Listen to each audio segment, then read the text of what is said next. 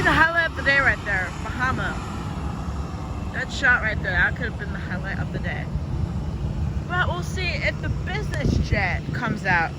We don't know what's going to be the highlight of the day right now. I'm thinking it's probably going to be the MD-11. There I got the highlight.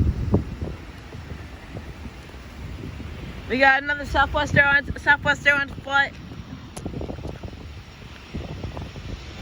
Southwest Airlines flight. Flight 1974, flying in from Pittsburgh.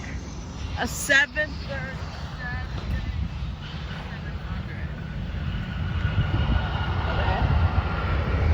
We got the Bahamians that are about to depart. And we'll catch you guys once they depart. Alright, peace.